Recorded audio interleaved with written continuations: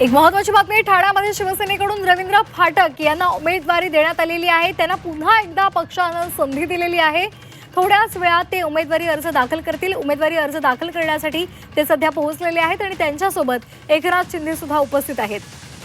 रवींद्र फाटक यांनी अर्ज दाखल केलेला आहे ठाण्यामधून। शिवसेनेकडून त्यांनी हा आपला अर्ज भरलेला आहे। त्यांना पुन्हा एकदा पक्षाने संधी दिलेली आहे।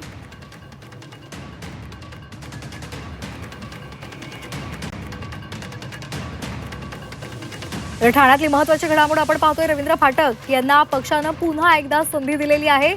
पक्ष कार्यालयामध्ये त्यांना संधी दिल्यानंतर पुन्हा एकदा त्यांना संधी दिल्यानंतर त्यांनी आता उमेदवारी अर्ज दाखल केलेला आहे।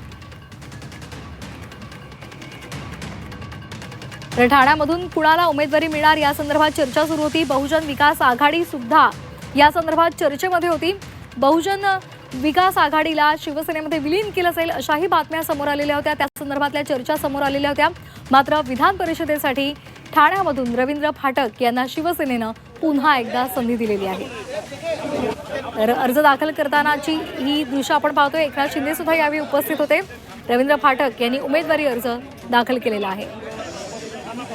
पदाधिकारी एकत्र बसून यावर निर्णय घेऊ आणि महायुती मध्ये एकाच्या समोर महायुतीला दुसरा जो कोणी भरला असेल तो माघारी घेईल। शिवसेनांनी एकत्र यावं असं अंबादास दानवे म्हणतायत, काय वाटतंय? अंबादास दानवे म्हणालेले आहेत की दोन्ही शिवसेना एकत्र आल्या पाहिजे, भविष्यामध्ये एकत्र यायला पाहिजे, भविष्यात एकत्र यायला पाहिजे।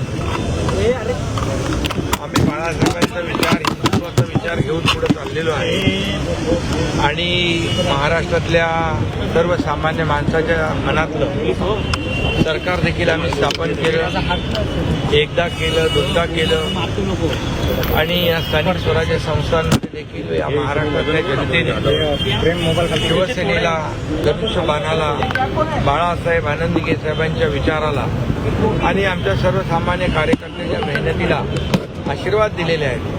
त्यामुळे आमची घोडदौड विजयी अशीच पुढे चालू आहे।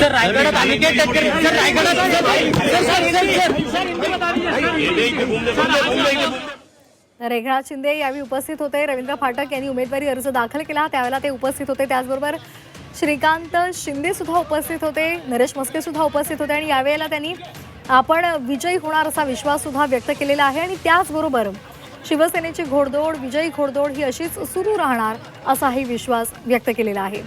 तर शिवसेनेची ही महत्त्वाची बातमी आपण पाहतोय। ठाण्यामधून रवींद्र फाटक यांनी उमेदवारी अर्ज दाखल केलेला आहे त्यावेळीचे दृश्य।